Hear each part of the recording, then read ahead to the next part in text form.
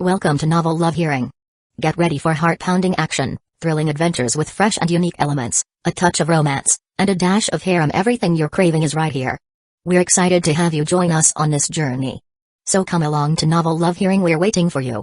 As a small favor, please consider sharing Novel Love Hearing with your friends, family, in YouTube comments, on Discord, Reddit, or anywhere else you hang out online.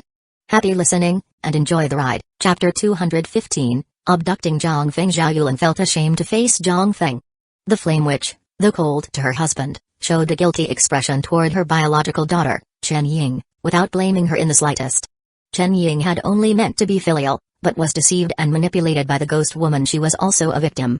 Not to mention, in order to uphold the promise made to the old flame empress, she remained beneath the star-whispering sky tree for more than 10 years without taking a single step away, completely ignoring her own daughter, Chen Ying, giving birth but not raising her. Granted, there were factors like the fact that as a demon she could no longer freely enter human territories, and her trust that her husband Zhao Yulin could care for Chen Ying, but a mistake is a mistake. At this moment, Chen Ying was in the midst of a massive psychological shock, squatting on the ground with her arms around her knees, trembling and at a complete loss. Seeing this, Zhang Feng could no longer suppress her maternal instincts. Her graceful, flame-wreathed body drifted over, and she opened her arms to embrace her daughter. Mother. Chen Ying could no longer hold it, and her tears surged out as she buried her head into the flame witch's embrace, feeling the scorching warmth of familial love. She did not mind that her mother had become a demon. She saw the deep blue ice spike impaled in Zhang Feng's chest, reached out to touch it, and softly said, "I'm sorry." The flame witch shook her head and let out a sound. Unfortunately, the divide between humans and demons meant that even if she wanted to comfort her daughter, she could not utter a word. Beside them, Lu Jun stroked his chin at the touching scene. "Well, I guess this counts as a good ending, huh?" He chuckled. Next, he'd have plenty of reasons to persuade the flame witch. After Zhang Feng comforted her daughter, she floated in front of Lu Jun and gave him a solemn thanks. Hearing this, Lu Jun could hear her inner voice and suddenly transmitted his thoughts, saying, "No need to thank me. Do you want to stay by your daughter's side forever?"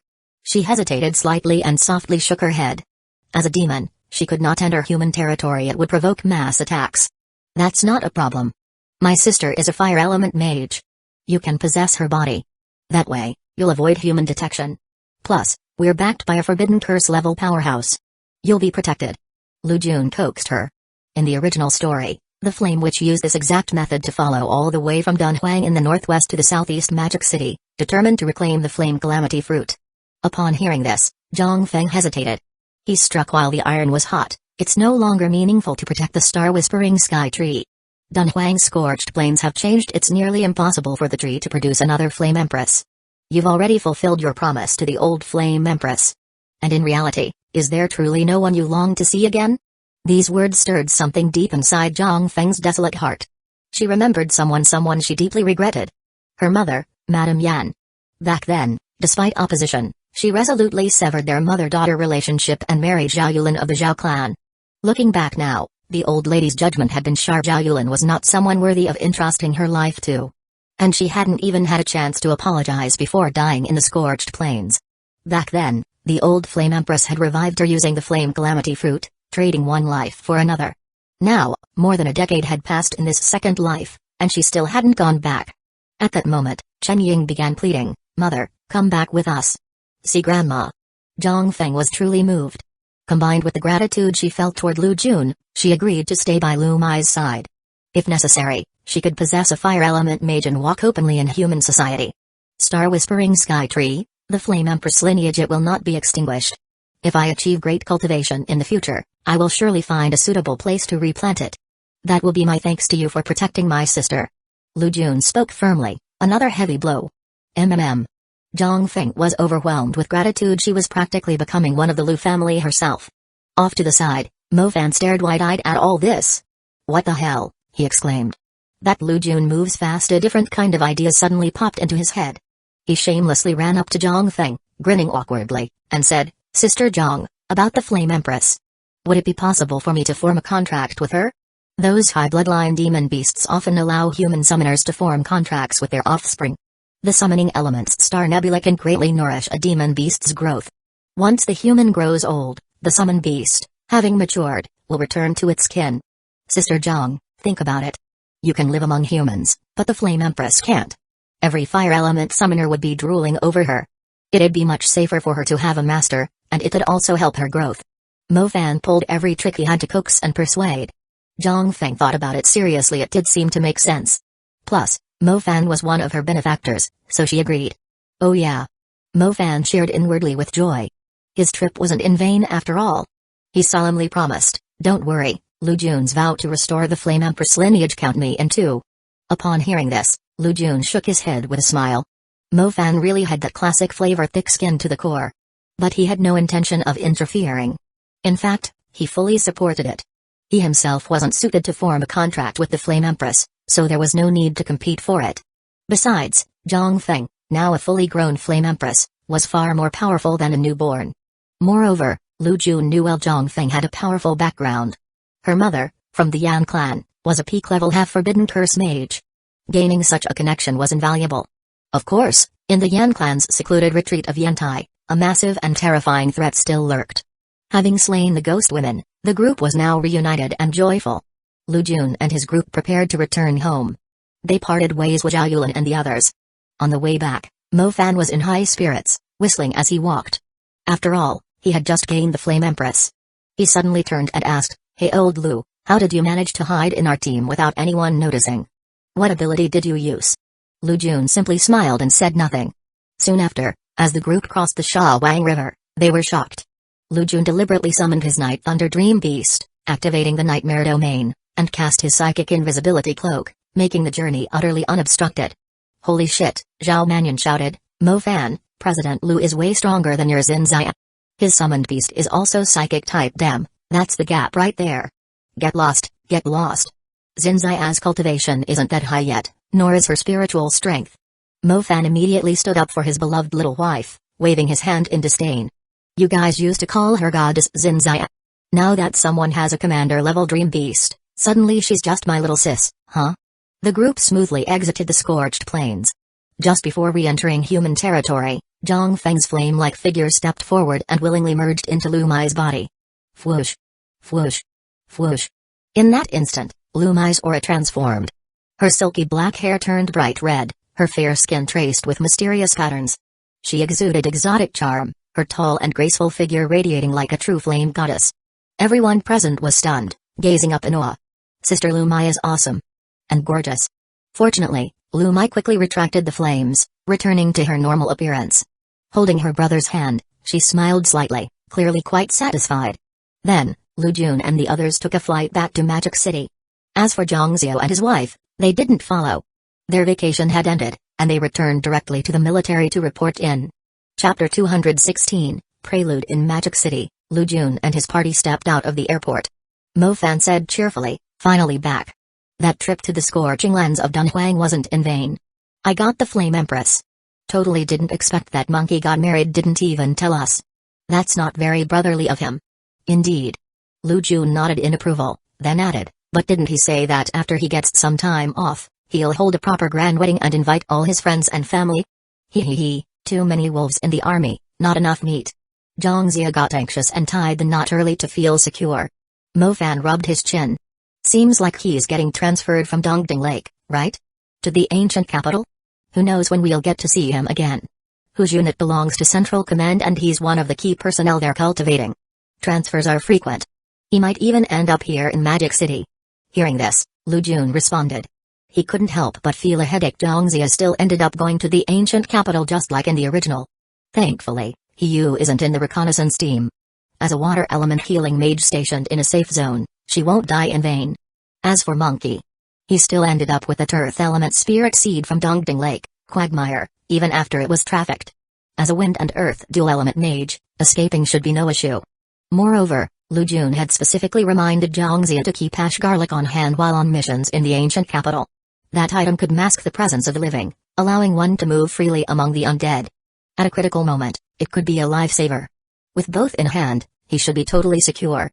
Anything beyond that, Lu Jun couldn't say. On one hand, he couldn't explain the source of his intel. On the other, even if he warned about the Dark Abyss in advance, it might alert the enemy. After all, the core technology behind the Dark Abyss's summoning was never revealed in the original even after the undead calamity ended. You can't guard against thieves for 1,000 days. All he could do was prepare for defense and counterattacks, using his knowledge of the future to resolve things perfectly and on time. Even so, after repeated reminders, Zhongxia remained quite puzzled. Lu Jun casually lied and said he'd just done research into the ancient capital's customs to cover it up. Luckily, Zhongxia's whole vibe was just honest and trusting, so he didn't ask anything and simply agreed. The Dark Abyss, undead, ancient kings. Lu Jun suspected that the method of summoning the abyss was related to the Dark King. After all, undead magic originated from the Dark Plane. Salin, Yi Chang's husband, was Wentai, who fell into the Dark Plane and became an avatar of the Dark King. That logic checked out. Besides, Wentai's adopted daughter, Ashuria using the alias Yi Meng, had just so happened to show up in the ancient capital. Yi Chang, Yi Meng, Yi Xingxia. The connections were obvious. TSK, Ashuria, this intel queen, came all the way from Europe to the ancient capital. Could she be playing both sides between the Black Vatican and the Tribunal? Lu Jun speculated. According to the original, the Tribunal inexplicably had a continuous flow of information during the disaster and played a key role in dealing with the Dark Abyss in the ancient capital. He pondered deeply and concluded that the key players in this matter were Sharia and Salin. When the time came for the trip to the ancient capital, he'd have to keep a close eye on them both. At Magic City Airport, Mo Fan didn't go back to the university with Lu Jun and the others. He had to escort Xingxia to Zhejiang province. To that, Lu Jun glanced at Xingxia sitting in a wheelchair and couldn't help but feel just how complicated her family background was. Her mother was Salin, a red cardinal. Fine. But her father was Wentai, the unprecedented male saint of the Parthenon Temple, and her adopted sister was unreadable. Keep in mind, the Parthenon Temple was extremely important. Along with the Five Continents Magic Association, the Hunter Alliance, and the Sacred City, it formed the 8 peak forces of the human world, a true power summit. It was also one of the twin pillars of the Western world alongside the Sacred City. One couldn't exist without the other. And finally, the Parthenon Temple was the leader of white magic, proficient in 4 major systems: blessing, healing, psychic, and plant. Especially the blessing element, it had monopolized the world's awakening method, truly one of a kind. Even the southern nobility back home. The family behind Nanarongni had their blessing magic lineage tied to the Parthenon Temple. The divine imprint benediction, the prize Lu Jun coveted from this national team championship, originated there. Xingxia was basically the queen of both light and dark sides. Reborn as the daughter of the top powers of the black and white worlds. TSK, and inside her lies the resurrection divine soul, a divine artifact only the goddess of the Parthenon could possess. It likely came from her father, Wentai, allowing her to perform resurrection magic. Lu Jun was envious. In this treacherous world, who wouldn't want to carry a resurrection armor with them? The resurrection divine soul was of higher quality than the things he planned to acquire in the ancient capital. Beyond just resurrection magic, it could summon the 12 sacred souls, each of forbidden curse level strength. The divine soul was originally forged from the essence of the ancient Western supreme powerhouse Athena's origin. In her lifetime, that being had a solid imperial status. Easily a dominator, mid-level emperor, level.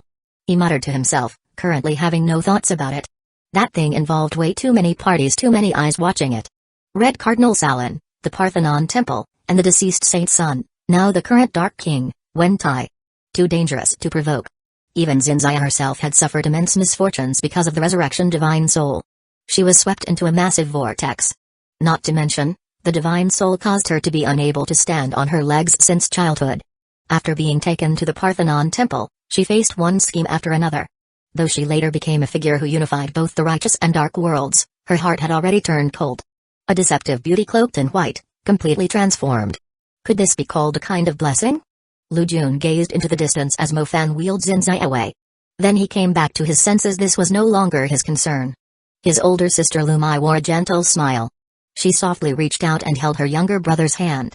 The two walked home side by side, hand in hand. She was in great spirits.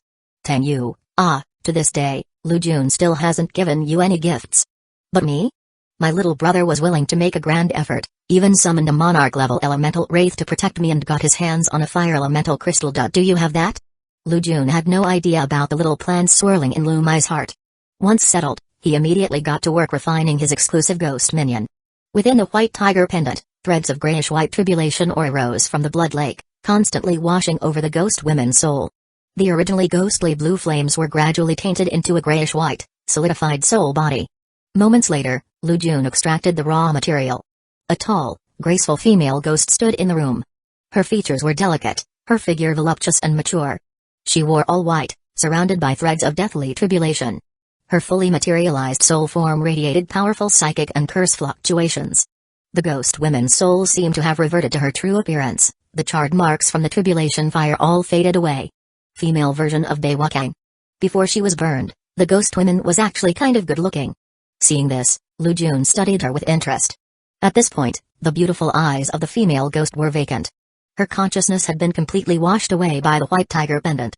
She was now a blank slate, retaining only deeply embedded combat instincts and techniques. One could now paint on her however they pleased, mold her into any shape they desired.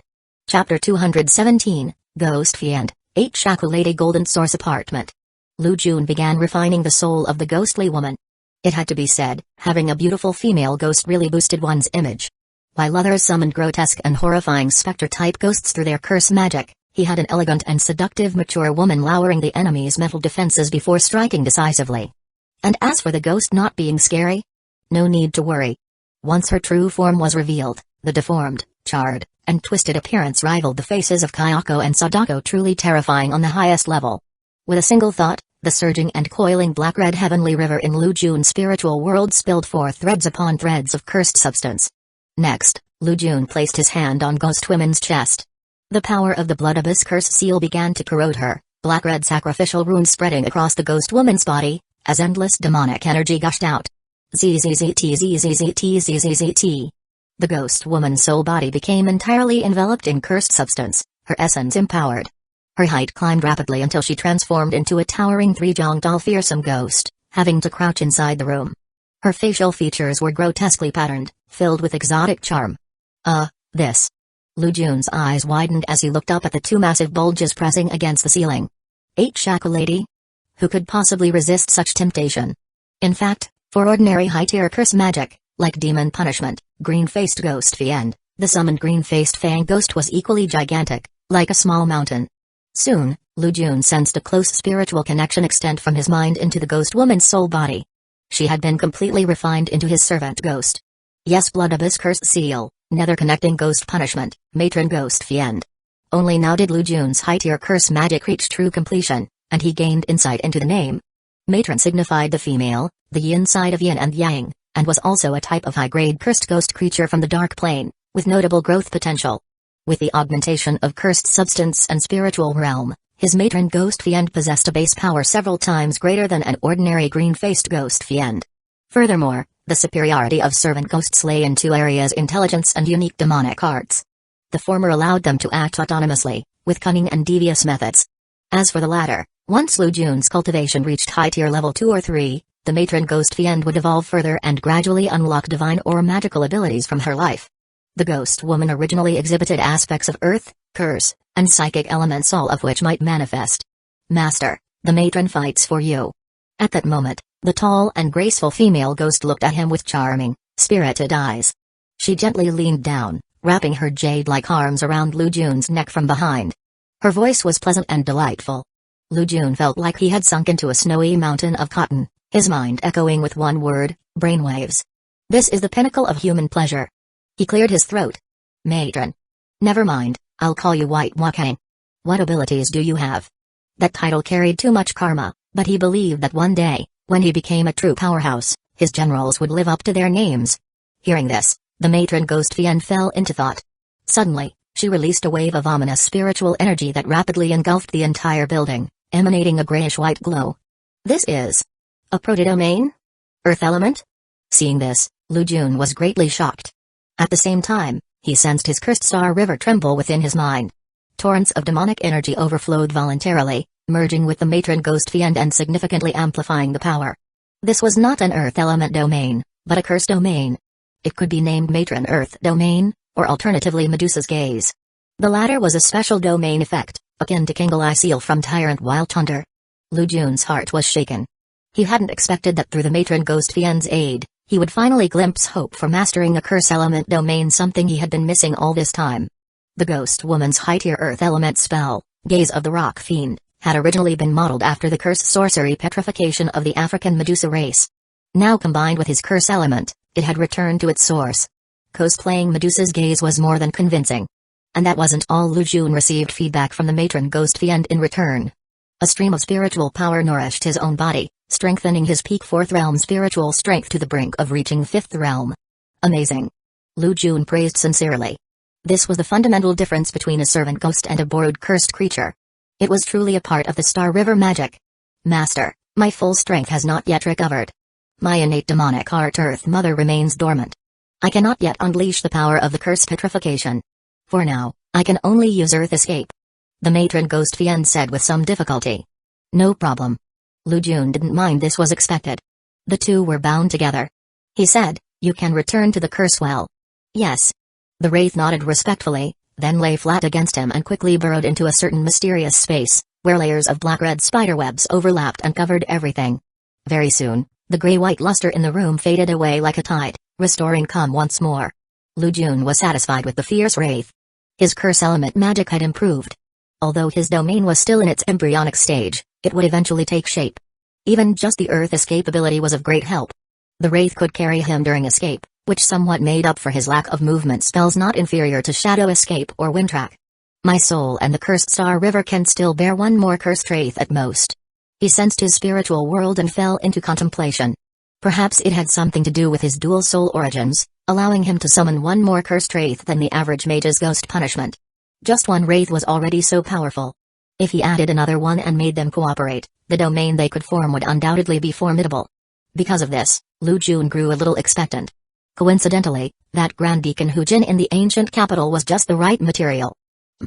With the white walking being the mother fiend wraith, could the black walking father shepherd wraith be far behind? Lu Jun rubbed his chin, dark amusement flickering in his eyes. That ghost lady was quite good looking. Should he turn Muhi into a woman? After all, in soul form, aside from yin-yang attributes being immutable, body shape and appearance could be altered at will. Next, Lu Jun devoted himself to cultivation, focusing on enhancing space and summoning magic. Only a few months remained before the calamity of the ancient capital. He aimed to elevate both of these elements to level 3 completion.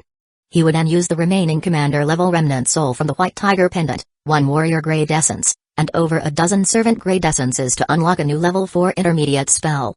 Whether it would be for the space or summoning element would depend on the situation.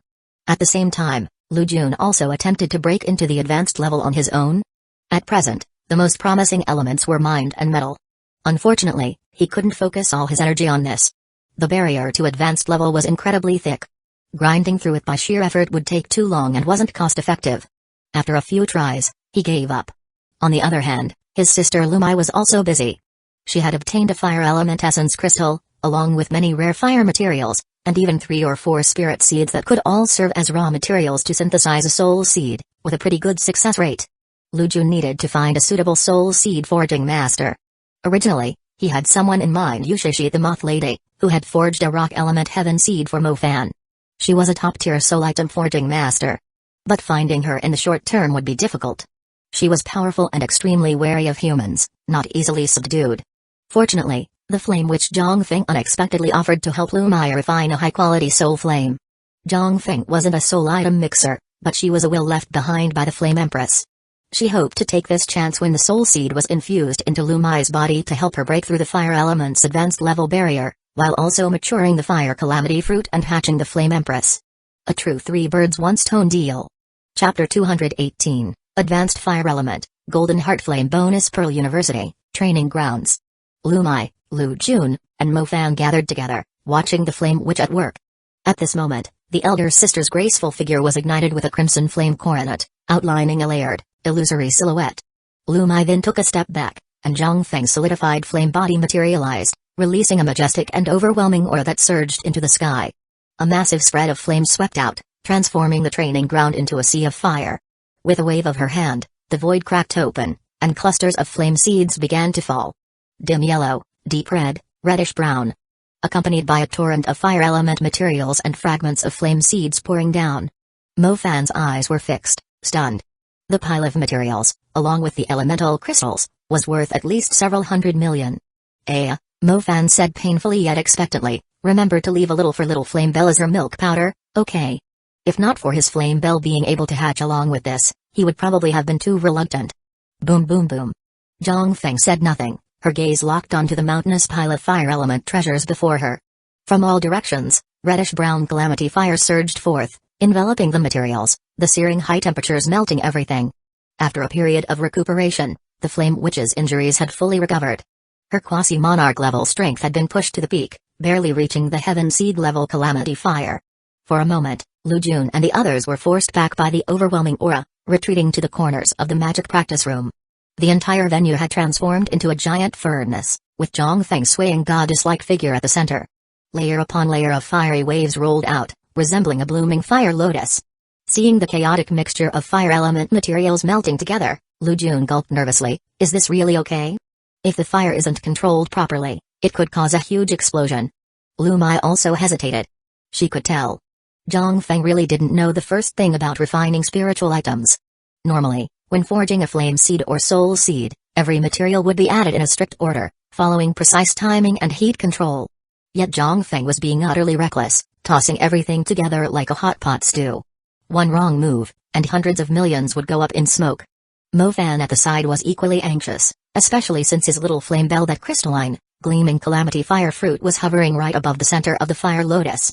Like a tiny sun, it floated round and luminous, gently pulsating as if breathing, inhaling and exhaling fine wisps of flame, making its glow even more dazzling. Very soon, Lu Jun noticed something unusual. Originally, the raging ball of fire element energy deep within the fire lotus was being gradually stabilized under the proximity of the calamity fire fruit. The flame bell was a natural darling of the world's flames. No fire could ever harm it. Thus, no matter how violent the fire element energy became, as it neared flame bell, it would instinctively grow gentle, transitioning from chaos to order. The calamity fire fruit acted as a stabilizing anchor. Using the world as a furnace, the calamity fire as fuel, and creation itself as the craftsman is seen, was the most natural, harmonious state, allowing the fire element energy to grow and evolve freely, tending toward perfection. This. Lu Jun was dumbfounded. Rather than calling it artificial synthesis, it was more accurate to say it was naturally forming. With no techniques involved whatsoever, purely relying on instinct. And Zhang Feng's role couldn't be ignored either. She was tempering and refining with her heavenly flame, infecting the materials, while also using her overwhelming strength to keep the situation from exploding. This soul seed, once formed, would undoubtedly be an extraordinary soul fire. Mo Fan was equally thrilled. Flame Bell, even before birth, was already absorbing such a vast amount of energy. Once hatched, she would rapidly enter a high-speed growth phase. In just 1 or 2 months, she might even have the strength of a warrior-level creature. With another 5 or 6 months left before the National Institute competition, raising her to commander level was well within reach. As for his fire element reaching the advanced level, fusing with a commander-level fire element Holy Spirit, Kekek, he would be invincible. Zhao Lu, come here quickly, Zhang Feng suddenly called out to Lu Mai, saying, sit at the center of the fire lotus. Use this surge of energy to break through to the fire element advanced level, and at the same time, let the newly born soul fire be tainted by your aura to achieve complete compatibility with you. Upon hearing this, Lu Mai felt a little scared. With her level of fire resistance, stepping in would surely get her burned to death. But out of her trust in Zhang Feng, she gritted her teeth, gracefully moved her lotus steps, and stepped into the depths of the fire sea. Surprisingly, the mighty flames parted like a tidal wave, then converged again, wrapping around her like a crimson phoenix dress, casting her mature face in a rosy glow, making her beauty irresistible. Soon, Lu Mai did not feel any searing pain. Instead, she felt warm and comfortable. A surging energy poured into her body, burning against the thick advanced level barrier of the Crimson Nebula in her spiritual world. Lu Jun, to prevent any external interference, unceremoniously kicked Mo Fan out of the room, his gaze fixed tightly on his sister. Buzz, buzz, buzz. No one knew how much time had passed. Lu Mai's whole body suddenly trembled, an overwhelming aura soared skyward, and extremely crimson flames formed a fire phoenix that shot up to the dome of the front hall, creating a shocking cloud of fire. Behind her graceful jade back, a constellation reflected itself, 343 stars shining brightly, star maps intertwining, and countless star trails arranged and recombined. Moreover, the surrounding flames changed color, becoming a holy golden red. Like fledgling swallows returning to their nest, all the fire rushed into her body, dyeing even her fire element constellation golden. Fire element advanced level. Supreme grade soul seed, golden heart flame. Lu Mai half floated in the air, resembling an unchallenged queen of flames. Her jade-like toes lightly tapped the ground, and wherever she stepped, golden lotuses blossomed. A vast domain surged forth, enveloping the entire practice hall in golden red fire mist. Seeing this, Lu Jun was overjoyed. He carefully sensed the surroundings' overwhelming oppression from the heart flame domain. His water element domain felt especially suppressed, and the blue river in his spiritual world trembled and withered. He realized that this kind of flame could not be resisted by water control at all. It seeped through every pore, ignited the heart from within, attacking both inside and out. A faint golden red mark even floated above his head. Lu Jun exclaimed in shock, "What kind of domain is this?" Golden heart flame, sixfold, amplification, with an added special effect. Heart flame domain. Any mage or demon that enters the domain and harbors killing intent, anger, or similar emotions will ignite themselves. Lu Mai smiled and said, "The heart flame mark is just a negligible side effect." Sixfold?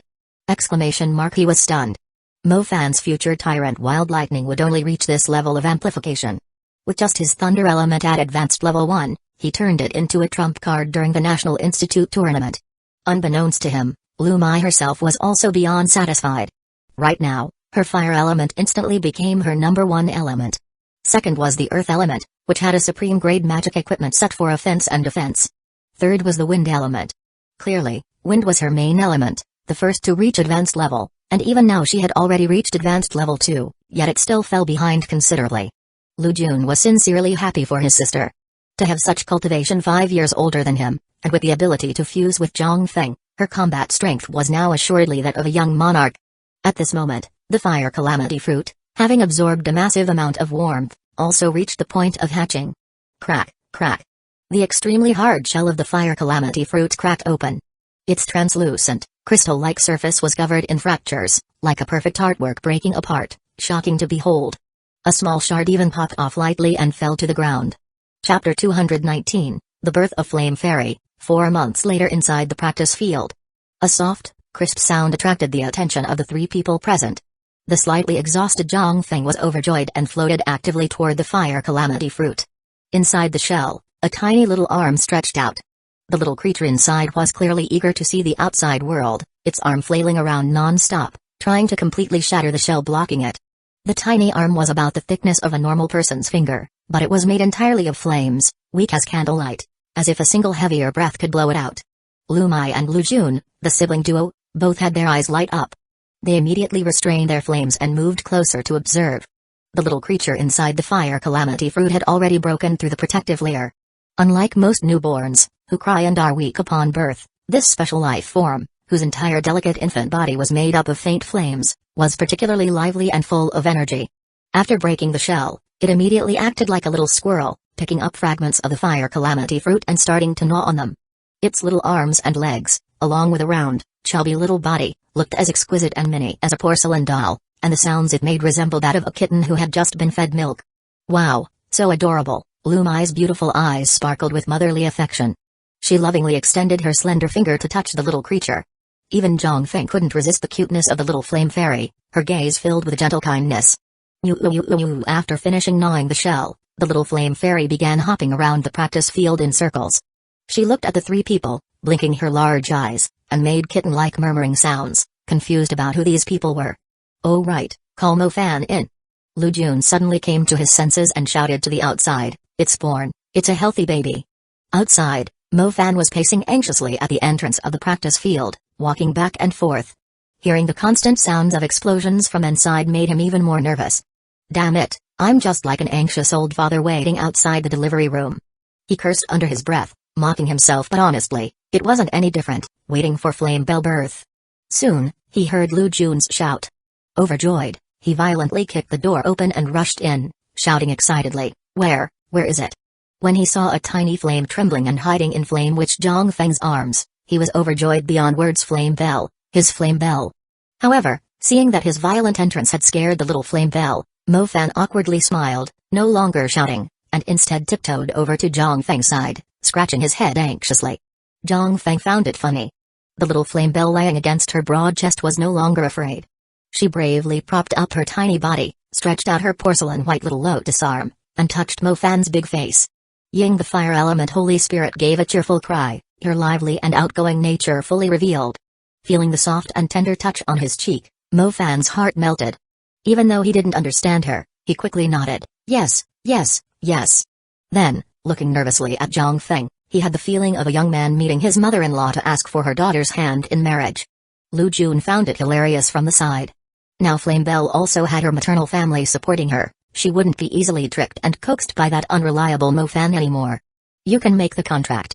Zhang Feng kept her promise, lovingly patting the little Flame Bell's body as she spoke. Thank you, Sister Zhang.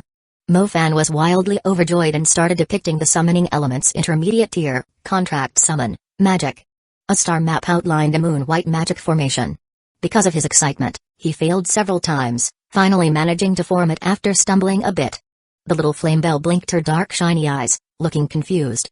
The crescent-shaped imprint smoothly merged into her forehead without any resistance. Suddenly, she felt an intimate bond with Mofan, like water blending into milk.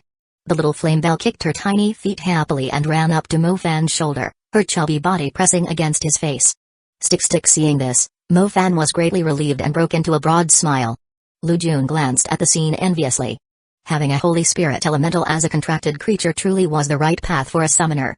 If you could choose a Holy Spirit, you picked a Holy Spirit, if not, you picked a dragon kind. He started pondering about his own summoning element intermediate tier contract. What kind of summoned beast should he choose?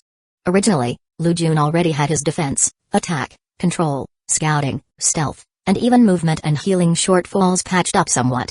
With the Night Thunder Dream Beast's Shadow Stealth and the Mother Ghost Fiend's Earth Escape, when he eventually cultivated to Space Element high tier, he would truly be invincible, a true all-rounded warrior. Thus, he hesitated in choosing his summon beast.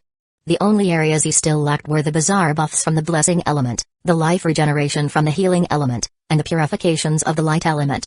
Yet creatures in those fields were extremely rare.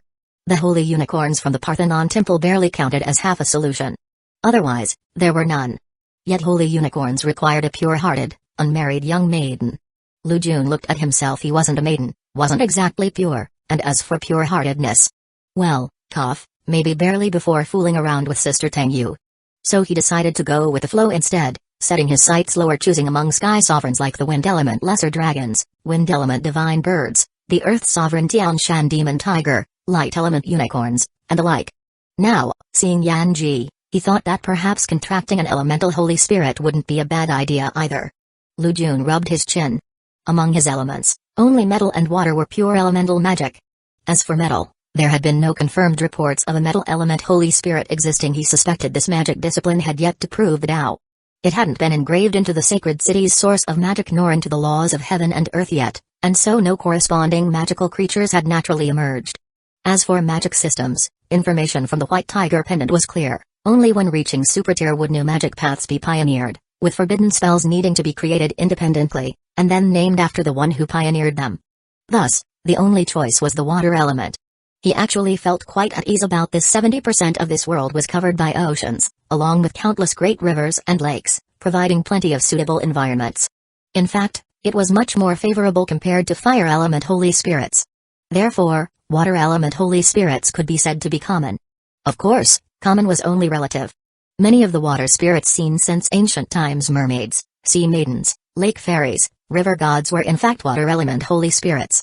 Yet capturing one from the water was several times harder than obtaining a fire element Holy Spirit. Many could only be seen, not touched. Thus, within the entire magic world, few had successfully contracted a water element Holy Spirit. Water element, During the National Institute battle trials, we'll pass through many ocean regions. I should keep an eye out, Lu Jun muttered to himself. He wasn't the least bit worried about finding information on water element Holy Spirits. There was plenty available, certainly more than what Mofan had for Flame Bell. The real difficulty would lie in venturing into the deep sea to capture one. At this moment, Mofan, beaming with joy, had hurried off to nurture his little child, cultivating their bond. Lu Mai, Lu Jun's elder sister, was also eager to return to consolidate her cultivation and master her fire element high-tier magic. Thus, the four each went their own way. This matter concluded, Lu Jun devoted himself fully to cultivation. Time slipped away silently. In the blink of an eye 4 months passed. Lu Jun finally raised his summoning element and space element to the peak of the intermediate tier. Meanwhile, his high-tier water and curse elements, after months of tempering, had also reached the pinnacle of the first level of high tier. He was preparing to emerge from closed-door training when Mofan rushed over, anxious and flustered, shouting, "Bad news! The monkey's in trouble." Tonight's update was a bit late. Chapter 220, Grand Scheme Golden Source Apartment. Seeing Mofan's anxious appearance, Lu Jun stretched his limbs, easing the fatigue from training in April, and calmly reassured him, saying, "Don't worry, what exactly happened?" Mo Fan barely managed to calm his emotions, took a deep breath, and said, "Zhongzhi has gone missing in the ancient capital. It's been over a month now, and recently a dark abyss has appeared dozens of kilometers outside the ancient capital, triggering an undead disaster." Coincidentally, the dark abyss emerged right at the 6-village area Zhongzhi was investigating, near Yanyang village. He found it hard to speak, suppressing his emotions as he said, he might have fallen into the dark abyss. Upon hearing this, Lu Jun had already anticipated it and sighed. Zhongzhi had still gone to scout the ancient capital's forbidden zone. There was no helping it, it was an assigned mission. Once a military order was issued, it could not be disobeyed. This was also the reason why Lu Jun was unwilling to join any major factions, even though they could provide abundant resources like the Star River vein, it wasn't as free and carefree. However, Lu Jun wasn't overly worried about Zhongzhi. With the other's wind and earth dual element magic, combined with the local grey garlic that could mask undead aura, escaping the range of the dark abyss should have been easy. After all, the dark abyss was just dead matter. That Zhongzhi still ended up missing probably meant he encountered the Black Vatican. Fortunately, when Lu Jun last met Zhongzhi, he had planted a psychic imprint, tainted with cursed material. Although the distance made the sensing blurry, once he arrived at the ancient capital, if Zhongzhi was still alive, he would know. Lu Jun asked, "So what do you plan to do?" "Alive, I must see him; dead, I must see his body." Mo Fan said with steely determination, "I'll personally go to the ancient capital and find him." After hearing this, Lu Jun shook his head with a sigh. Mo Fan truly valued his friends. And unlike the original story, Mo Fan was already a high-tier fire mage, and knew quite a bit about the dark abyss. He knew it was a great creation of the ancient king, and that even forbidden spells would fall powerless inside. Even so, he was still willing to try. Of course, the world only knew the dark abyss was the ancient king's creation, but did not know that the ancient king's tomb was buried within it. "Then you go ahead and book the ticket first. Allow me some time to prepare, and I'll follow after you," Lu Jun said after a moment of contemplation. Setting aside the friendship with the monkey, there were things he had been plotting in the ancient capital that were finally about to emerge.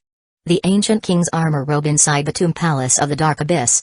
The supreme treasure of the undead element, sealing the complete essence of an emperor-level being. If someone could refine and absorb it, they might be able to ascend to the undead monarch realm. Although when the ancient king was alive, he had only achieved 5-element forbidden mastery, and after becoming the undead monarch, he was merely a low-tier emperor, commonly known as a minor emperor-level existence. Even so, that strength was enough to run rampant across the world. Even a dozen forbidden mages together wouldn't be able to match it. It was the very ceiling of human strength.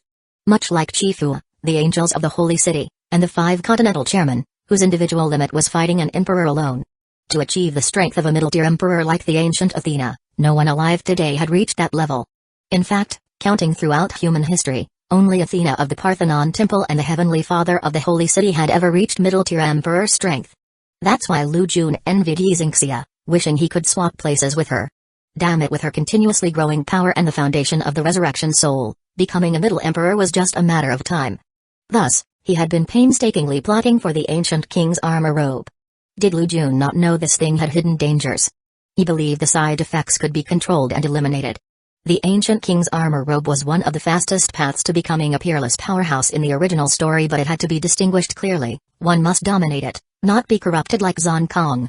This was something he had repeatedly excavated from the depths of his original memories, ensuring he could control this wicked artifact before daring to attempt it. First, the first one to acquire the ancient king's armor robe was Fang Gu, who, due to weak willpower, was directly assimilated, and his combat power was so weak he was easily killed by the vampire Yuru. Only later did Zon Kong get fitted with the ancient king's armor robe. His willpower was extraordinary, and he managed to reach a compromise with the ancient king's remnant soul, fully unleashing emperor-level might and commanding the undead. The contrast between the two cases demonstrated one thing clearly: the ancient king's armor robe was essentially a vessel, storing the vast essence of the ancient king, without inherently aggressive properties. Connecting it with the Zhu family's curse possession technique, which relied on special magic artifacts to seal the souls of monsters and draw on their powers in battle, and considering that the Zhu family's roots traced back to the royal family of the Qin dynasty, then was it possible that the ancient king's armor robe was the ultimate magic artifact for the curse possession technique, a treasure the ancient king had left behind to suppress the fate of the human race?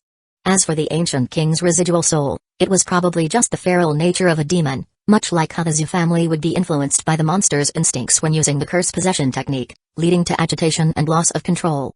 Willpower was the best weapon to resist the ancient king's armor robe. Lu Jun, with his dual-element cultivation of psychic and curse magic, and his peak level 4 realm's mental strength, believed his willpower and cultivation were no weaker than Zhang Kong's. If he then used some external forces to seal the ancient king's armor robe, adding several layers of protection, couldn't he achieve a harmless containment and gradually absorb and refine its origin power? When the ancient king's residual soul first awakened, it was very weak.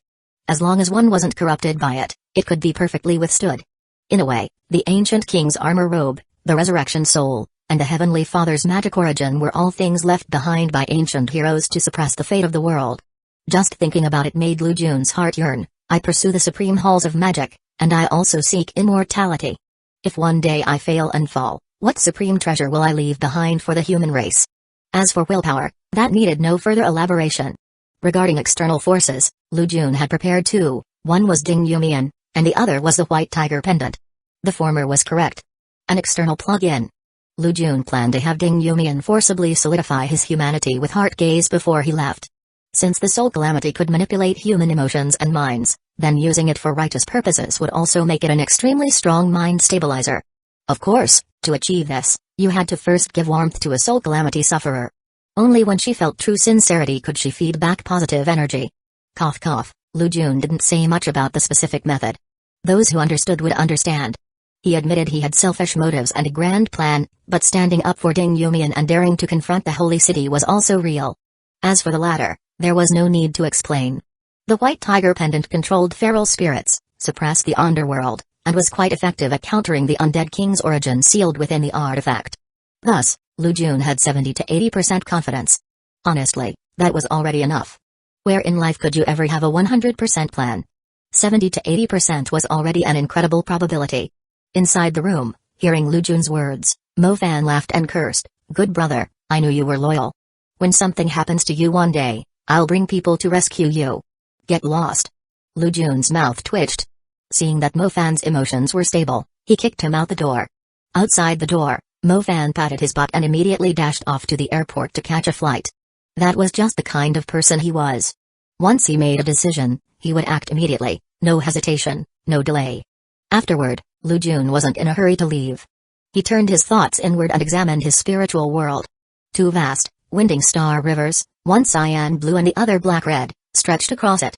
4-star nebulas, fully grown to the extreme, encircled them, gleaming with platinum, transparency, pure silver, and crescent moon brilliance.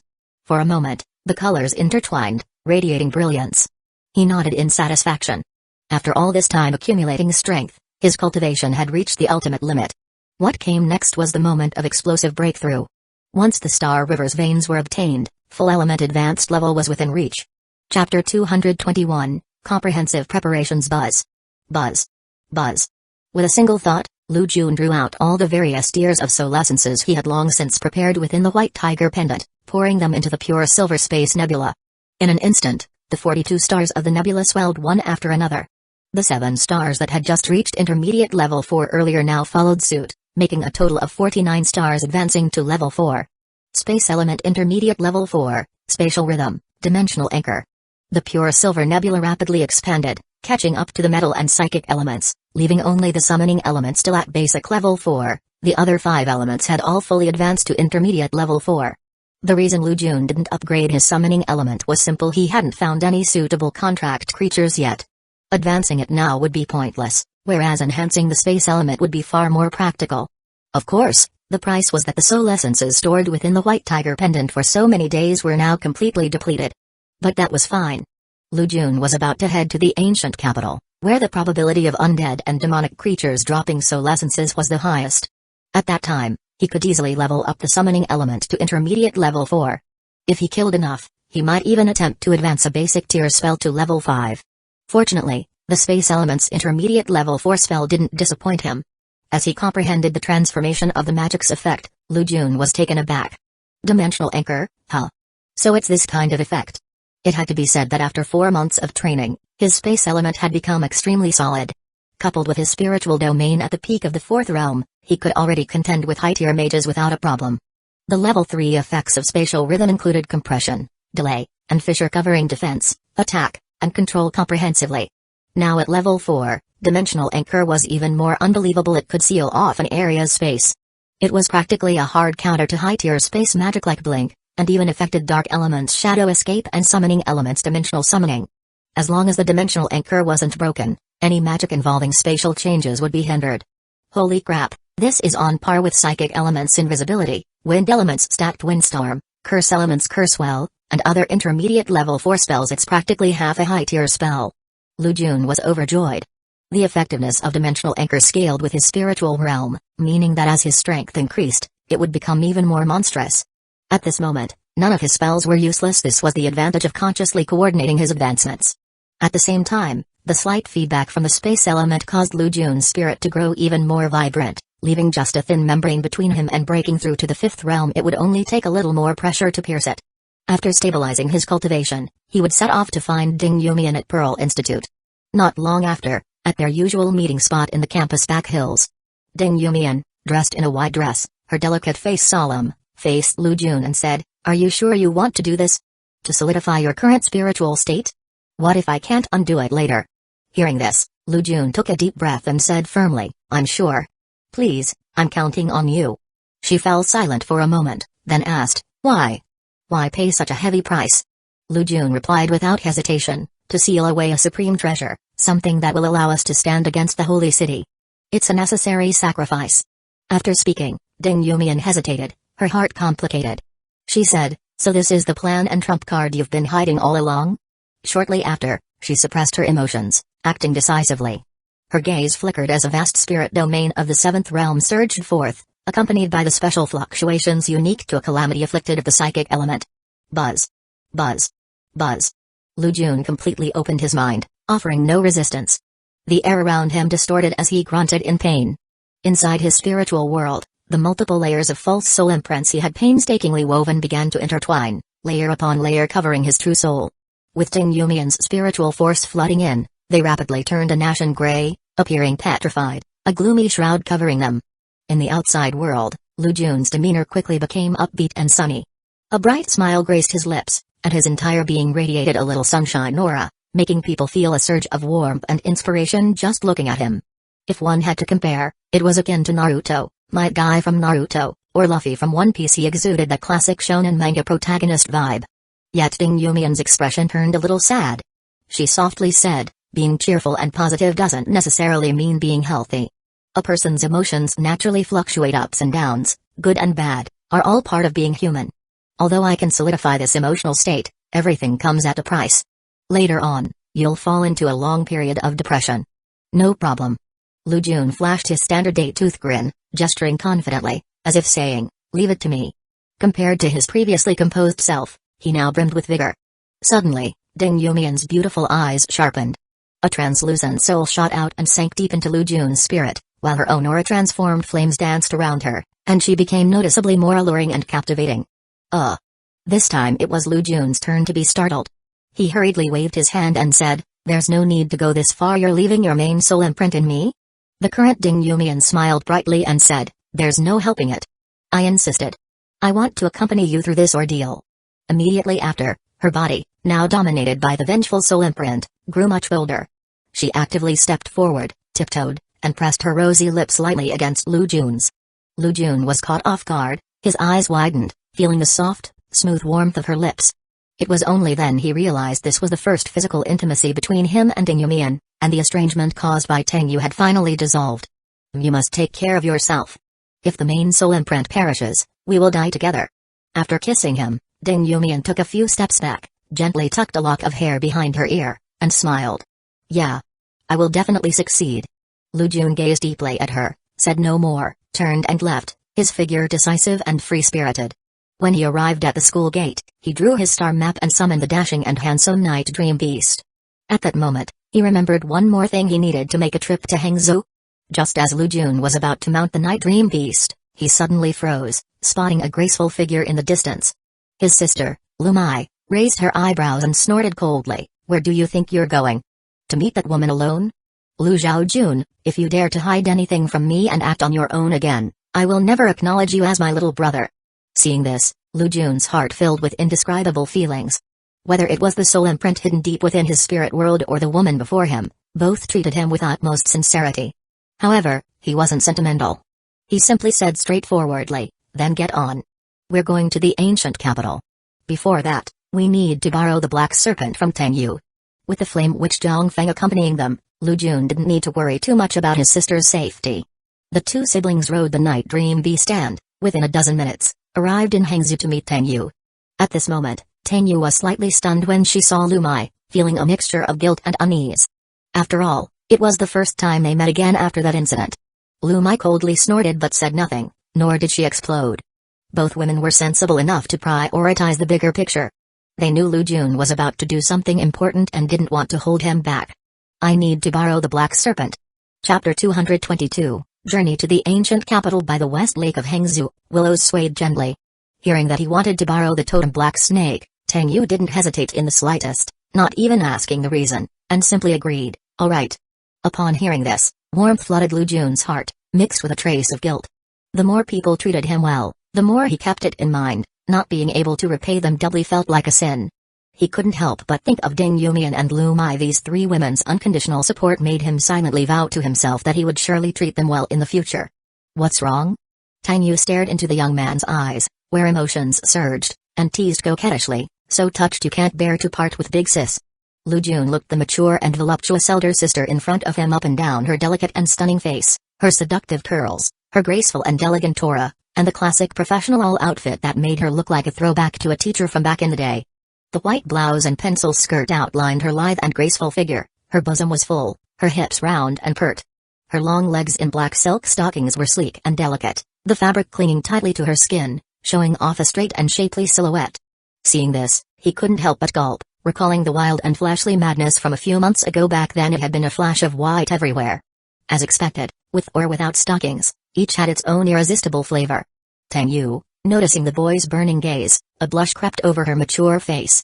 Her watery eyes grew moist, her crimson cheeks dazzlingly tender, and her tightly closed long legs rubbed together slightly. She too was thinking the same thing after having just gotten together. They had been apart for several months. Naturally, absence makes the heart grow fonder. She had endured for a long time, almost wishing she could drag Lu Jun off and ravish him right on the spot. Unfortunately, right beside them stood Lu Mai, arms crossed over her chest, boots stomping, black hair cascading over her shoulders, her face expressionless. The fact that Lu Mai could tolerate their passionate gazes was already her showing consideration. If they dared roll onto a bed right now, she might just smash Lu Jun's dog head in with her fists. What's more, in Lu Jun's mind, the main soul of Ding Yumian was still dormant. If they really went and did that, wouldn't it be like live streaming himself getting cheated on? It would definitely explode into disaster. Thus, Tang Yu reluctantly withdrew her gaze and turned, waving her hand, saying, "Let's go. I'll take you 2 to 3 pools mirroring the moon, and meet with Uncle too." Very soon, the siblings met the Hangzhou tribunal chief, Tang Zong, a stern man who asked solemnly, "Where do you plan to take the totem black snake?" This was only natural. Letting a monarch-level weapon roam freely within the territory was too dangerous. Such a being could easily destroy a top-tier city. Lu Jun answered succinctly, "To save lives. To the ancient capital." "I see," Tang Zong murmured to himself, "that matter at the ancient capital. Very well then. If it can help our compatriots, we must rally support from all sides." Immediately after, the tribunal chief departed, which meant the nation had given its approval. Even if they hadn't agreed, there would have been no stopping it anyway. The totem black snake had its own will. Once it decided to protect someone, no force could interfere, just like how it had favored Mo Fan in the original story. Buzz buzz buzz. Tang Yu produced a totem orb that shimmered with dazzling light, suspending it in midair. In the next instant, the waters of West Lake surged. Thick green mist rose, swirling in a serpentine pattern, as a massive dormant energy poured into the orb. Tang Yu gracefully stepped forward, her beautiful eyes full of tender affection. Her delicate white hands held up the precious orb and passed it over gently, saying softly, "Take care on your journey." Lu Jun accepted it, tucking it into his chest. He could feel the terrifying aura within the orb, giving him an overwhelming sense of security. With this, so long as the ancient king didn't awaken, combined with the ancient capital's clock tower magic association, resisting the undead kings from all directions would not be a problem. With such hard strength backing them, no matter how many conspiracies and schemes the Black Vatican plotted, they would be easily crushed. Then Lu Jun gazed steadily at Tang Yu and said, "Thank you. I'll come back safe and sound." At last, the siblings set out, boarding a plane from Hangzhou, flying straight towards the ancient capital. Over the skies of the ancient capital, the clouds were as dense as black velvet, shrouding all sunlight. The world lay in darkness, yet no rain fell.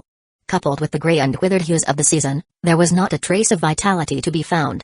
As the last passenger plane slowly descended through the dark clouds, it marked the arrival of the final wave of travelers daring to enter this land of chaos amidst the undead calamity. When Lu Jun and his sister exited the airport, they were subjected to a thorough inspection by the airport staff. Evidently, the ancient capital had become extremely vigilant following the outbreak of the undead disaster. Standing at the outskirts of the ancient capital, Lu Jun looked out into the distance. Despite being a modern metropolis, it had, unusually, erected ancient city walls, 2 layers of tall, rustic fortifications enclosing both the downtown and suburban areas. The walls were solid, constructed using earth element magic, and covered in magical engravings. Facing the desolate wasteland outside the city, human mages stood atop the walls, casting spells to fend off the endless tides of undead. "Let's go. We're meeting up with Mo Fan, he arrived earlier." Lu Jun spoke quietly to his sister, sending Mo Fan a message. Within a few seconds, he received a reply with an address. Mo Fan was looking for a guide to head to a threatened village 100 kilometers outside the ancient capital. Without wasting time, the siblings headed straight to the Clock Tower Magic Association building. From afar, they spotted Mo Fan, his black hair strikingly visible, arguing with a short, stocky mage. As Lu Jun drew closer, he could clearly hear Mo Fan cursing, "Damn it, you're ripping us off. Just for a guide, you're charging 10 million per person, and you're not even guaranteeing our safety." The short man chuckled indifferently and said, "That's the price. Go ask around if you want. At a time like this, I'm the only one who dares take you out of the city." Hearing this, Lu Jun glanced at the shifty-looking short man, and memories surfaced. He decisively cut in, "No problem. We'll take the 3-person deal." Upon hearing that, Mo Fan turned to look at Lu Jun and his sister in astonishment, blurting out, "You guys are here. Wait. Old Lu, are you nuts? 10 million isn't daylight robbery? You're the rich one, but I'm still poor, haha. It's fine. He's right, he's the only one who can pull this off in the ancient capital right now." Lu Jun replied, not bothering to explain further. The short man's identity was anything but ordinary. He had close ties to the residents of a threatened village, the place where Zhongzia had gone missing. He also knew the routes well and understood how to procure grey garlic. However, if Lu Jun's guess was correct, at this moment, the 6 villages known as the threatened residences were being massacred by the Black Vatican. They had seized the Kunwell water, a mystical resource that could mask the presence of the living and enhance undead creatures. It would ultimately lead to the same outcome as Bo City. The Cardinal Wuku would summon storms and rains, infusing the Kunwell water into the downpours, drenching the entire undead empire. Thus enabling the undead to roam freely even during the day, working alongside the Dark Abyssal to nearly annihilate the ancient capital. It was important to note here that while the direct descendants of the ancient king were undoubtedly the Zhu family, there were many other guardian bloodlines closely tied to the ancient king, such as the residents of Bo City, the villagers of the threatened residences, and later, the inhabitants of Mist Island. Therefore, the Kunwell water was essentially a weaker version of the Holy Spring. Lu Jun couldn't reveal all of this yet. Aside from the fact that the short man's team was trustworthy, he had another motive. If nothing went wrong, Wentai and Salin's adopted daughter, Ashuria, would also be tagging along with this group. He was very curious about why Ashuria had came to the ancient capital. The original story never explained it. Perhaps the Dark King had entrusted her to deliver something to Salin. Perhaps she was looking for something. Perhaps she was selling information to the tribunal. All possibilities were on the table. Lu Jun's plan was simple: capture Ashuria, use her as a key witness to confirm Salin's true identity, then, during the decapitation plan, wipe out Salin, who had disguised herself as Ling Zai, the elder of the Hunter Alliance's ancient capital branch. Chapter 223, Ashuria, the so-called guillotine plan. Later, when the Abyss was about to invade the inner city, Han Ji, the chairman of the ancient capital Magic Association, brazenly placed over a dozen high-ranking officials under house arrest. He had received accurate intel that the Red Cardinal Salin was among these dozen super mages, but since he couldn't determine exactly who it was, he had no choice but to kill them all. Better to mistakenly kill 10 than let a single archvillain escape. Of course, in the end, the plan failed. Muhi, the tiger-head deacon of the Black Vatican, appeared and proposed a deal. In exchange for a solution to the Abyss disaster, they had to spare Salin. Lu Jun hadn't originally intended to provoke the Black Vatican, but his target was the ancient king's armor robe. Once he obtained this treasure, he could suppress the undead disaster at any time. The 8 undead monarch. This meant the Black Vatican's entire plan would collapse. This core conflict meant it would be a battle to the death. So he thought, since he was going to offend them anyway, why not eliminate them completely? He was already well aware of the ancient king's palace and the method to enter the abyss. There was no need to trade for that. Coincidentally, he also knew the elder Lynxai, played by Salin. Her fate was sealed. Besides, in the original story, the ancient capital suffered heavy losses during this undead calamity, with only the inner city surviving under the protection of the safe boundary. The outer city was completely overrun. If Lu Jun could kill Salin, the great villain, it would be a tremendous contribution to the world. Anyway, he was a high-level mage with the ancient king's armor robe solid foundations. Even if he tore out the script, so what? He would be invincible. Mo Fan, who stood beside him, didn't understand Lu Jun's twists and turns. He sighed and said, "All right then, let's go with that." Lu Mai didn't say anything either. She followed her younger brother's lead. Seeing this, the short man was surprised by the generosity of this handsome pair. Delighted, he accepted the 30 million transfer and reminded them, "Be sure to come early tomorrow morning." Then the three split up and each found a hotel to spend the night. Nothing happened during the night. Early the next morning, everyone gathered again. The short man and the burly guide were already waiting. And Lu Jun saw another group of people. Leading them was a graceful woman wearing a black silk veil, with 2 male attendants behind her. At first glance, he locked his eyes onto that exotic woman.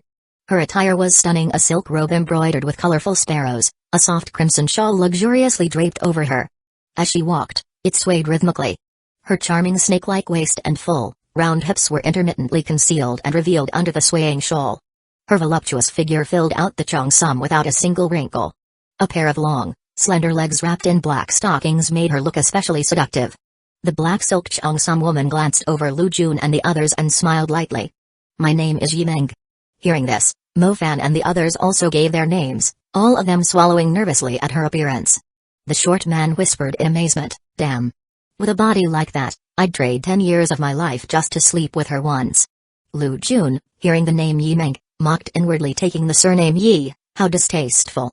"Ashuria, your alias is slipping." Beside him, his sister Lu Mai noticed him staring for a while. Her beautiful eyes glared at him as she huffed, "What are you looking at? Am I not as good as her?" He, I didn't mean it like that. I just think she's not simple." "You're the most beautiful." Lu Jun quickly turned to explain, glancing Lu Mai up and down. Truth be told, with that mature charm and the obscene volume of her chest, she definitely wasn't someone a younger girl could compete with. He gave her genuine praise. Lu Mai's ears turned slightly red, and she gave Lu Jun a light slap, scolding, "What nonsense are you saying?" Though the short man and Mo Fan were lecherous, they still had morals. Since she was already taken, they didn't look at Lu Mai, and just kept admiring Yimeng. As for Ashuria, she didn't mind at all. She was European, open by nature, as alluring as a succubus. She simply smiled and followed the group's departure. Suddenly, Lu Jun asked, "Ms. Yi, you're not from Huazia?" Yimeng's eyes lit up slightly when she saw Lu Jun's extraordinary temperament and appearance. A little intrigued, she teased with a smile, "That's right. Talking to me like this, won't your companion be jealous? Your Chinese is very good." Lu Jun kept a straight face and replied with an unrelated comment. "Hey." Yimeng deliberately glanced at Lu Mai, the woman whose looks were comparable to her own. But she saw Lu Mai's pretty face tense, without any reaction. Her smile grew more seductive as she asked in return, "Do you want to know more about me?" Lu Jun could tell she was teasing, but he wasn't shy. He responded openly and directly, "Not really. I'm just curious why a foreigner like you came to the ancient capital." The rest of the team, Mo Fan, the short guy, and the strong villager from Weiji, quietly perked up their ears. They were just as curious. Surprisingly, Yimeng didn't shy away and laughed, "I'm from the Parthenon Temple, here to find a colleague." Mo Fan muttered, "Damn it. If you're plain looking and ask questions, you're a cringe census taker. If you're handsome, she volunteers the info." Lu Jun remarked with implied meaning, "The Parthenon, huh? I remember Saint Sun Wentai died over a decade ago, and they haven't appointed a new goddess since." Upon hearing that, Yimeng frowned, but Lu Jun didn't continue the conversation. The group fell into silence as they moved swiftly across the endless wilderness. If they didn't arrive by day's end, the night would belong to the undead. All vegetation on the land had been corroded by undead energy, exposing lifeless, gray-white sand beneath, crunching underfoot. The ancient capital had a long and storied history, burying many ancient tombs. The undead born here were particularly fierce. Some joked that if you dug in your backyard, you might hit a grave. Halfway through the journey, the sky had already gone completely dark. The night wind howled, suddenly becoming eerie and terrifying. Ah. A gurgling noise, like something stuck in a throat, suddenly came from the ground. Everyone was shocked to see a head crawling out of the soil, crawling with maggots. Its eyeballs sagged, its jaw hung loose. The undead had risen at the lowest level, a servant-class rotting corpse still partially buried in the earth. But this corpse seemed to be just the beginning. Immediately after, howls erupted one after another, echoing all around them. Suddenly, a large section of soil cracked open less than 100 meters from the group, revealing a massive tomb. The tomb had clearly been there for many years.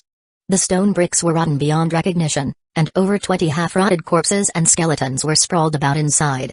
It was as if they had heard the call from that rolling head. In an instant, their blood-red eyes lit up as they crawled out of the tomb. What the hell is this? Purple flames ignited all over Mo-Fan's body.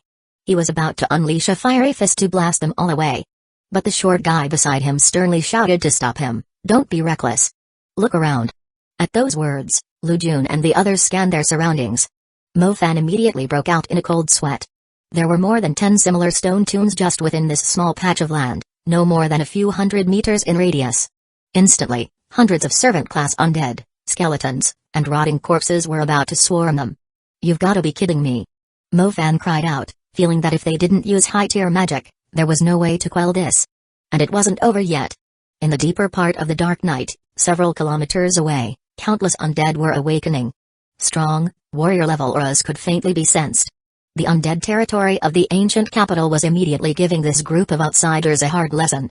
Chapter 224, Deliberately careless. The short man trembled all over. The fear of the undead was deeply engraved in the bodies of the locals.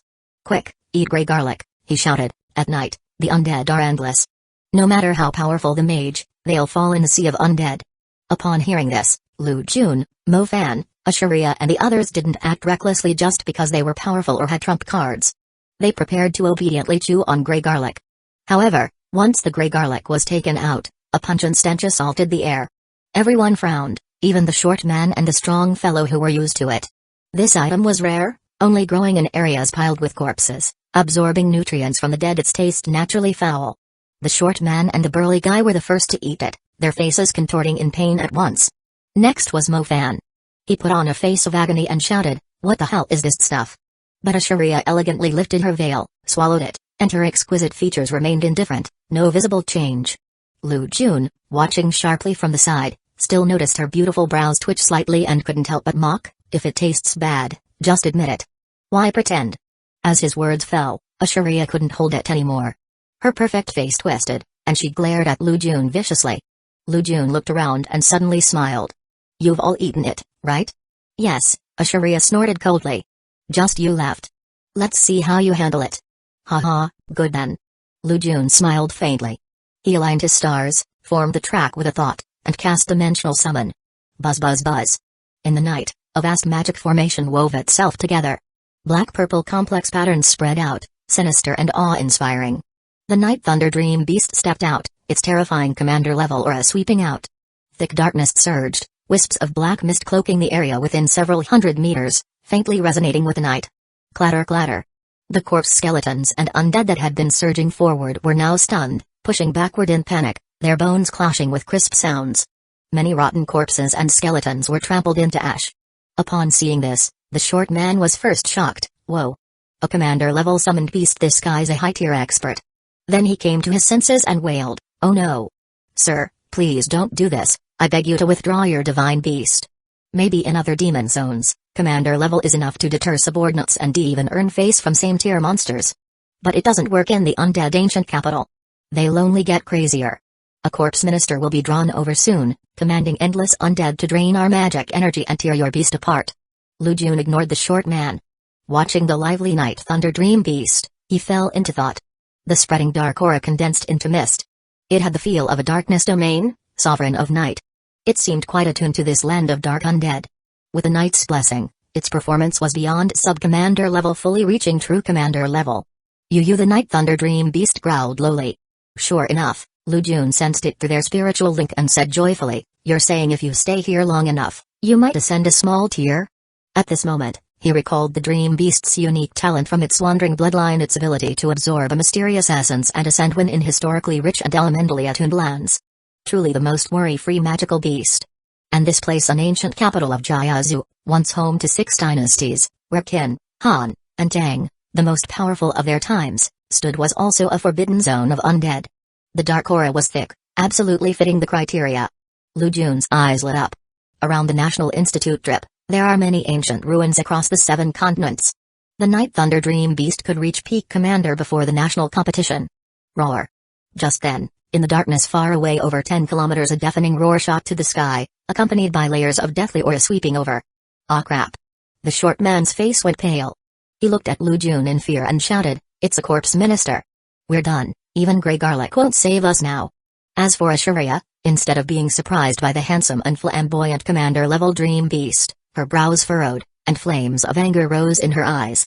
She said coldly, "Don't get the whole team killed."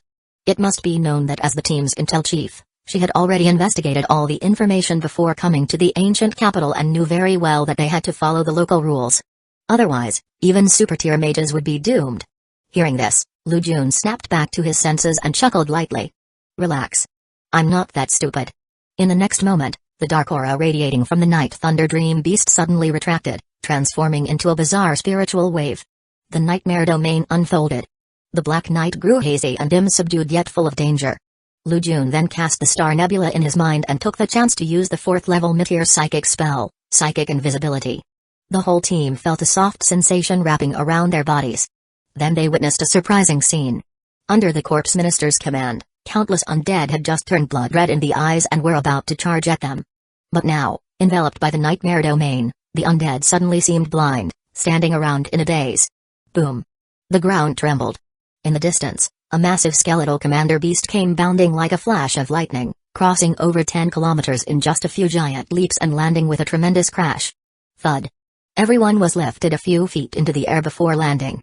A large crater appeared nearby, dust billowing and rocks flying.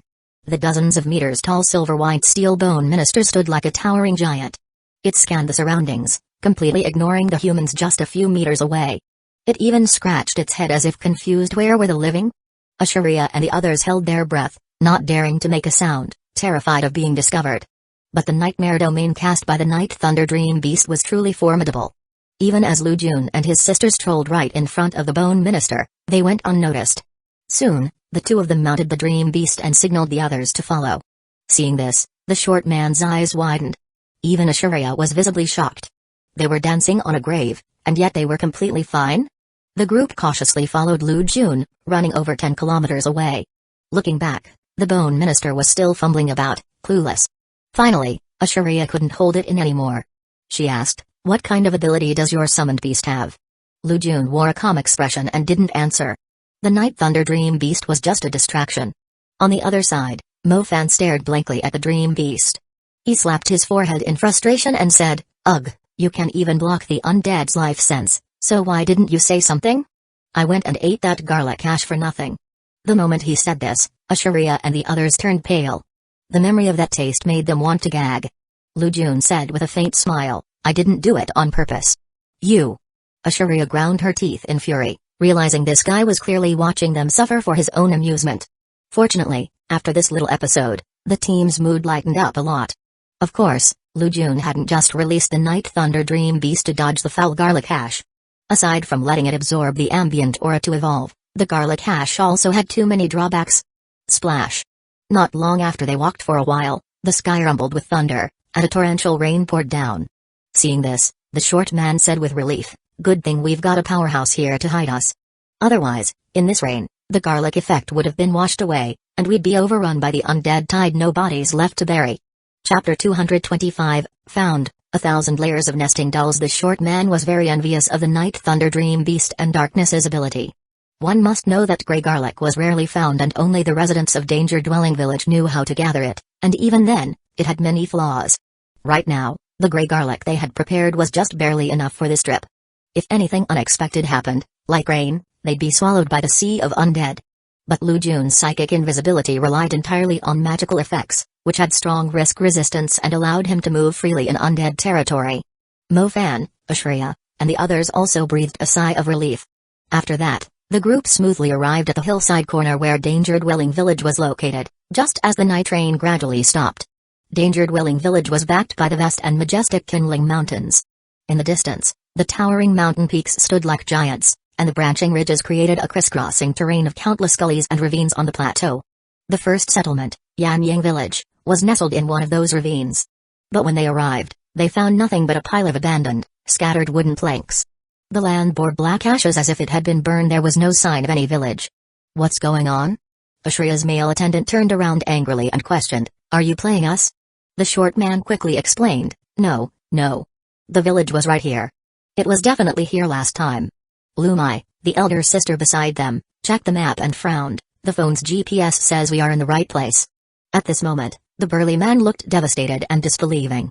He started madly diving into the mountain ravine, but no matter how hard he searched, all he found was a heap of broken wood. Not a single soul in sight. Seeing this, Mo Fan's expression turned grim.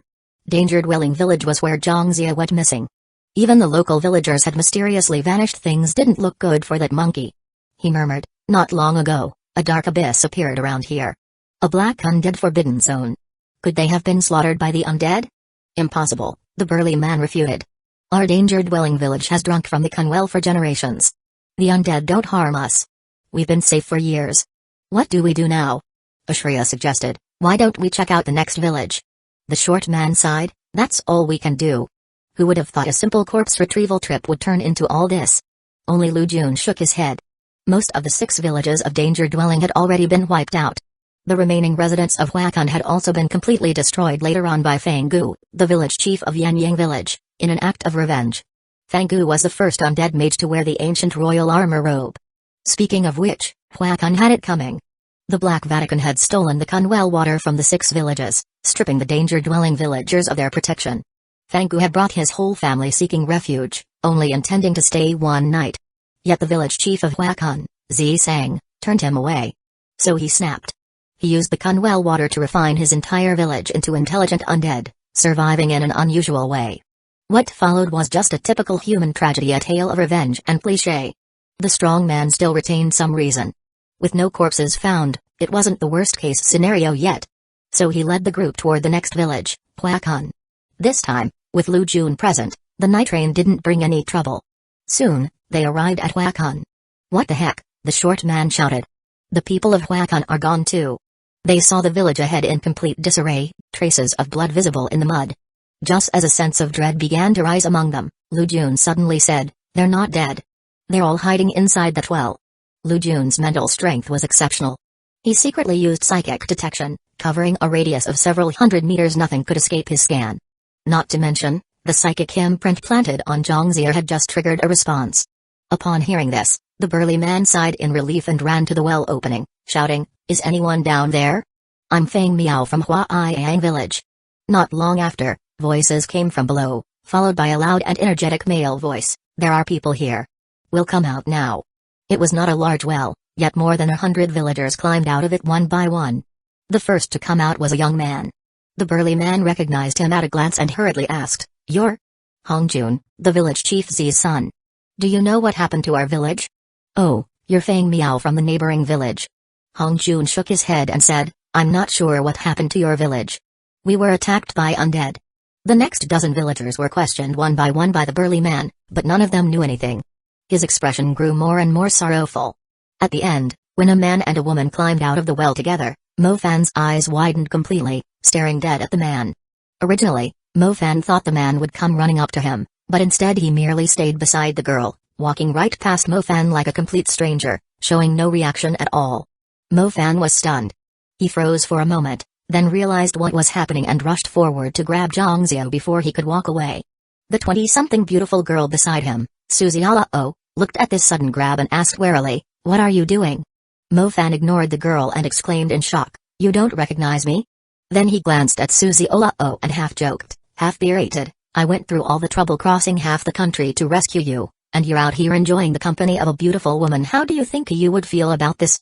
Do you know that Yu has been crying her eyes out in the ancient capital every day? If it weren't for Wei Fang holding her back, she would have come looking for you already." As Mo Fan finished speaking, Zhongxia still looked blank, his expression dull with confusion. Suzy Alao, on the other hand, lit up with hope and quickly asked, "You know him? A few days ago he was seriously injured, almost died, and ended up in Huacon, where I saved him. But he has some after effects." Mo Fan opened his mouth slightly. "Amnesia." A classic TV drama scenario. Still, he gave Zhangzhou a tight hug and patted him on the shoulder, saying, "Forget it, I'm just glad you're alive." Watching this, Lu Jun said nothing. His sister Lumai raised an eyebrow, thinking to herself, as expected, her brother's goal wasn't just to save someone. Otherwise, he would have been overjoyed to find Zhangzhou safe. But now, his expression was grim. She was used to this. Her brother had a knack for seeing through the world, almost like he could foresee the future. She suspected it was a natural talent from the psychic element. What she didn't know was that Lu Jun was thinking of something else. He glanced at Zhangzhou, knowing the guy was pretending to be confused, because people from the Black Vatican were secretly watching him. The monkey had stumbled into the dark abyss and accidentally encountered the Black Vatican's group, learning part of their conspiracy. Unfortunately, in a life-or-death moment, he had no choice but to lay low. On top of that, he had been implanted with an undead worm by Senior Deacon Muhi of Hujin Hall, causing memory loss. Only then was he able to survive. Lu Jun's gaze grew deep. He turned his head toward the young man named Hong Jun, and a faint smile appeared on his lips. The situation was quite interesting now. Among the group of villagers in Hueco, there were 3 factions secretly watching over everything. Fanggu was the first layer, the one controlling the undead and orchestrating the attacks behind the scenes. Hong Jun was the second layer, secretly having joined the Black Vatican, tasked with controlling Zhangzhou. The Judgment Court was the third and final layer. The Dark Abyss emergence and the Black Vatican's increased activity had drawn the attention of the Judgment Court, which dispatched personnel to investigate. Coincidentally, a judgment officer had spotted Zhangzhou, a missing military figure, and had been trailing him all the way to protect him. Chapter 226, Laying It Bare. Striking decisively. Lu Jun was quite intrigued by the 3 factions, a classic Milfil strategy. You think I'm on the first level, but in fact, I'm on the 5th. At first glance, the hidden member of the Judgment Court seemed to be at the top level, overlooking both the Black Vatican and Fanggu. But in reality, they didn't grasp much intel. The Judgment Court arrived too late. They had no leads at all and had only found some faint traces. Upon seeing Zhangzhou, the only person with any real knowledge, they decided to use him as bait. If neither the Black Vatican nor Fanggu made a move, the Judgment Court wouldn't act either. Unfortunately, the Black Vatican focused entirely on drawing out the Dark Abyss, lying deep in ambush. Only Fanggu, the true necromancer at the first level, made a move out of pure revenge. In the original storyline, with Mo Fan around, the Judgment Court didn't act, thus keeping themselves hidden. Of course, even though the Judgment Court was late to the game, their contributions were undeniable. The subsequent execution plan stemmed from intelligence that revealed Salin's presence within the upper echelons. Then, represented by the mysterious grey-robed man, they verbally passed the intel onto the upper ranks of the ancient Capital Magic Association, including Han Ji. Lu Jun suspected that it was at this very moment the Judgment Court formed ties with Yi Mangekyō. Even with just his psychic probing, Lu Jun could sense the presence of Fanggu and the Judgment Court members hiding around the outskirts of Hueco. There was no reason Ashuria couldn't detect them. After all, Ashuria had a father who was the Dark King, and she carried the holy soul of a Dark Angel, a forbidden-level treasure. Though it didn't quite compare to the ancient king's armor robe or the resurrection divine soul, it was still immensely terrifying. All of this was his conjecture, things not mentioned in the original, but now, seeing how Ashuria occasionally gazed toward the outskirts of the village, he was almost certain. Through logical deduction, he had filled in the blanks of some missing events. At last, Lu Jun had completely sorted out the entire process of the ancient capital incident. The fog of war before his eyes gradually thinned and faded, becoming as clear as reading lines in his palm. You all think you're at the top level, but little do you know I'm the true ceiling. Lu Jun was brimming with inner drama. Suddenly, he opened his mouth. His voice traveled several hundred meters, reaching the outskirts of Hueco. How much longer do you two plan to keep hiding? At that moment, Mo Fan, Suzialao, and villagers like Hong Jun and Zi Sang, who were in conversation, were all startled. Ashuria cast a slightly surprised glance at him. As for the Judgment Court member and the necromancer Fanggu, both hiding on the outskirts, their minds were shaken. But as seasoned veterans, they weren't so easily tricked into revealing themselves. Both remained silent, beginning instead to speculate about the identity of the other person. 2 people besides themselves, who else could it be? Mo Fan became alert and signaled Lu Jun with his eyes. Someone's there? Where? Among the villagers, Hong Jun was the most flustered. He was an external follower of the Black Vatican and knew that his superior hadn't assigned anyone to tail him. Now an unknown force was nearby. Had they discovered his identity? They waited for a long time, but the outskirts of the village remained utterly silent. Hong Jun let out a sigh of relief, then stepped forward and shouted, "You outsider, what nonsense are you spouting?" Lu Jun gave the little Black Vatican lackey a cold, sweeping glance and couldn't be bothered with him for now. He would deal with him later as proof to warn the ancient capital. With a thought, the Night Thunder Dream Beast, which had been lying low and restrained at the village entrance, awakened. Buzz. Buzz. Buzz. The massive stag-like beast rose to its feet. A powerful aura erupted from its entire body, and a terrifying pressure swept through Hueco.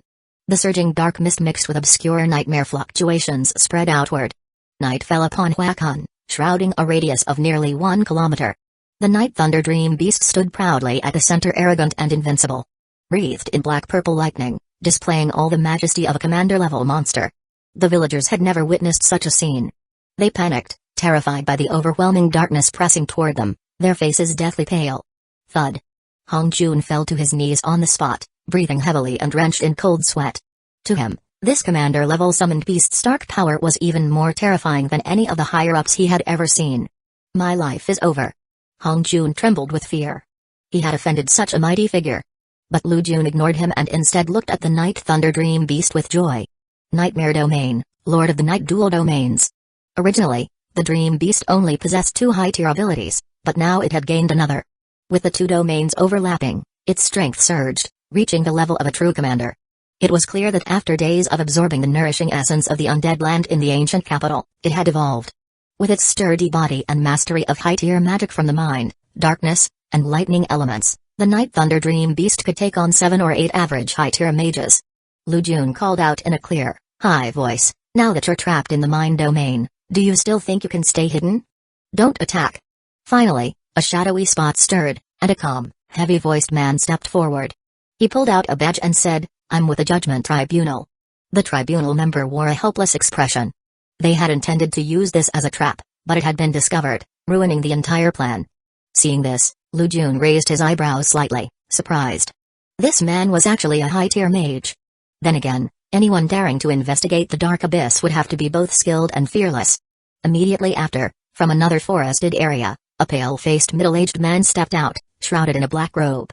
A villager from Hueco village saw the man's face and cried out in shock, "You're Fang Gu, the village chief of Yanyang village."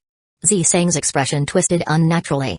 His body shuddered, and suddenly, the truth behind the undead attacks became clear to him. Fang Gu looked a little regretful. He stared at the villagers with eyes full of hatred and said calmly, "What a pity. I won't be able to get my revenge now." The moment he saw the commander-level demon, he knew he wouldn't be leaving alive. Buzz. Buzz. Buzz. But Fang Gu wasn't the kind to sit and wait for death. He began chanting an incantation and started drawing a star pattern.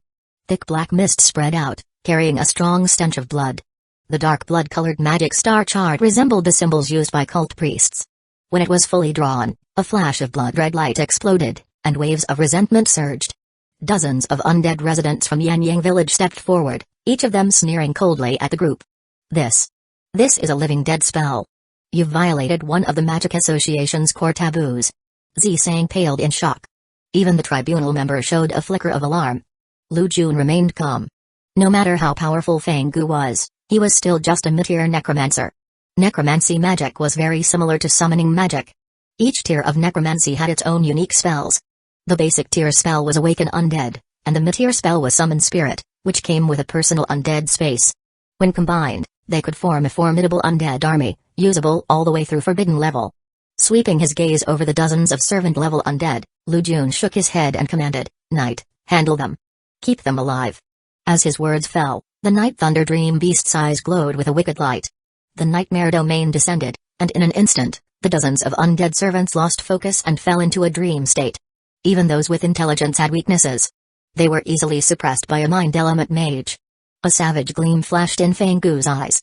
He held a ball of black mist in his hand, aiming to inject it into one of the undead, forcibly evolving it into a warrior-level undead to go down fighting.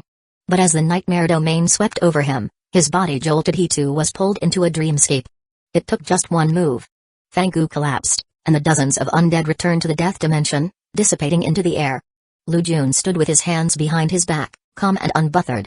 He didn't even need to act himself. His summoned beast alone could overwhelm most high-tier mages. Then, he turned to look at Hong Jun, sneering coldly. "Now then, let's talk about your problem." Chapter 227, The Setup. Hueco Village. As soon as Lu Jun looked over, Hong Jun dropped to his knees on the spot, his voice trembling as he said, "Master Mage, I spoke out of turn, I deserve to die. With that, he started slapping himself madly. Hongjun, is it? You seem to have misunderstood something. You came from a good family. Why fall to corruption? Watching him, Lu Jun said with regret. In the distance, the Night Thunder Dream Beast had finished with Fangu and leapt over with the middle-aged man in its jaws.